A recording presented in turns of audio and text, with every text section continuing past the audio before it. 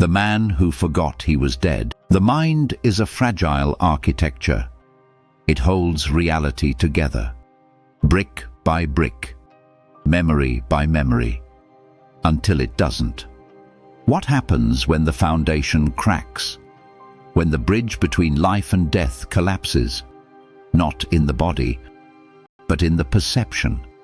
There are files, rare files, buried in medical archives, whispered in quiet hospital corridors, about people who wake up and genuinely believe they are already gone. Tonight, we step into one of those cases, a case that blurs the line between clinical psychology and something far older, far quieter. Let's call him Elias. Elias was an ordinary man, a data analyst, lived in a quiet suburb, paid his mortgage, kept his lawn trimmed, spoke only when necessary. Then came the winter drive. Black ice, a guardrail, a roll. He survived. Barely. The emergency responders called it a miracle. Fractured ribs, a severe concussion, minor internal trauma. He was stabilized, monitored, released within 10 days. But the man who walked out of those automatic doors was not the man who walked in. Reports suggest that during the ride home, Elias stopped speaking entirely. He stared through the windshield. His breathing was shallow, deliberate, like he was conserving something. When his sister asked if he needed water, he turned to her. His eyes were hollow, unblinking. He said 3 words, words that would unravel his life. "I am dead." At first, the family assumed it was shock, post-traumatic stress, a temporary fracture. But days bled into weeks, and the conviction did not fade. It calcified. Elias stopped eating. He claimed sustenance was for the living. He claimed his organs had ceased functioning, that his blood had turned to dust. He stopped sleeping. He said the dead do not rest. They observe. They wait. He covered every reflective surface in the apartment, not out of fear, but because he insisted the mirrors were lying, that they showed a puppet, a hollow shell mimicking a man who no longer existed.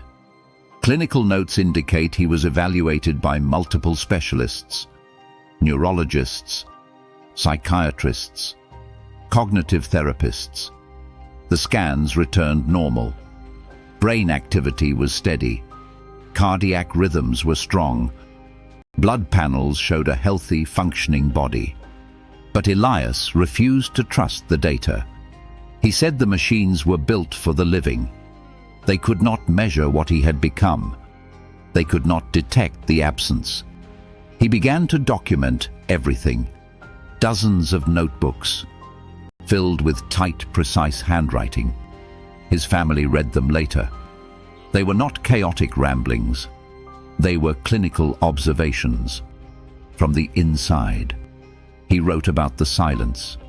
He claimed the world had lost its frequency, that voices sounded muffled, distant, like hearing conversations through thick, soundproof glass.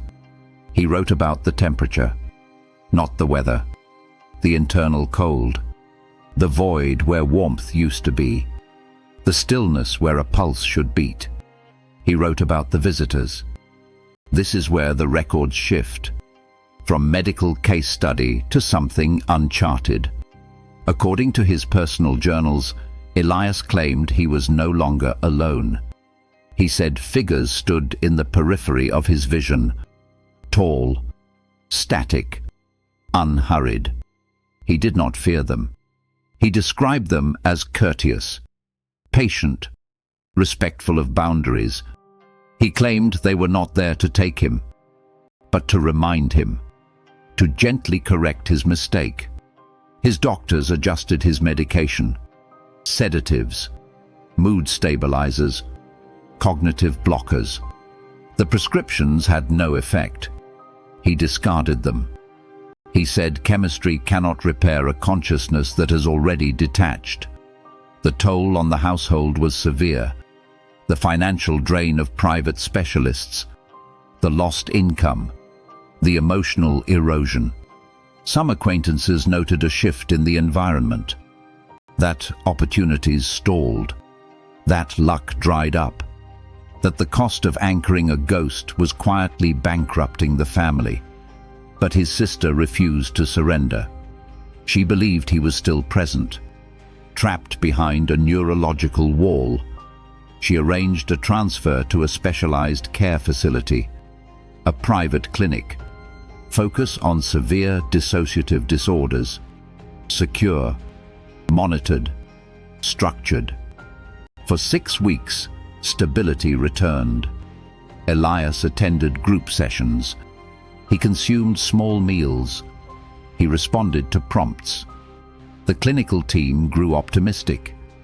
They believed the delusion was receding. That reality was reclaiming its territory. Then came the storm. A severe atmospheric front moved in. Power grids fluctuated. Backup systems engaged. But the building was aging. The voltage dipped. Elias's room faced the northern woods. 3rd floor, isolated wing. Witnesses report that during the peak of the storm, the corridor lights dimmed. A draft moved through the sealed hallway. Staff claimed their breath condensed, that the air grew heavy, still. At 2:17 a.m., the night attendant conducted routine checks. She opened Elias's door. The bed was empty. The window was secured, locked from the interior. The door alarm had not triggered. No signs of forced exit. No struggle. Just an undisturbed mattress and a single journal resting on the pillow. Security feeds were reviewed immediately. The cameras captured nothing. Just a brief signal disruption at exactly 2:17 a.m. Then the image resolved to an empty room. The search was launched within minutes. Grounds were swept. Tree lines were checked. Perimeter roads were monitored. They found nothing. No footprints in the mud. No thermal signature. No trail. It was as if he had simply dissolved. The journal contained one final entry, dated that night. The handwriting was calm, measured. Unlike the frantic notes from earlier months, it read, "The waiting is over. They are here. The threshold is open. I remember now. I was never supposed to remain." The file was closed. The clinic cited a severe psychological break. They theorized he wandered into the storm. That exposure claimed him, that the mind finally surrendered to the cold. But those who analyzed the final pages, they note a detail. The last entries do not convey panic. They convey clarity. They describe a man who finally found alignment, who stopped fighting the narrative his mind had constructed. The boundary between delusion and perception is thin, especially when the brain decides to rewrite the rules of existence. What if the mind doesn't just malfunction? What if it accesses a frequency we are not meant to hear? What if forgetting you are alive is simply the mind correcting an error? Elias is gone. His records are archived. Another file in the library of the unexplained. But the question lingers. If the brain can convince the body it has ceased, what else can it convince us of? Are we truly present? Or are we just waiting for the signal to drop? Thank you for joining Midnight Signal Tales. If this journey into the fractured mind left you unsettled, make sure to subscribe. We explore the unknown every week. True mysteries, psychological horror, unsolved phenomena. Drop your theory in the comments.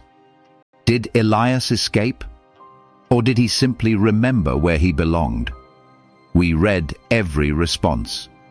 Until next time, check your reflection, listen to your breath, and never assume you are exactly who you think you are.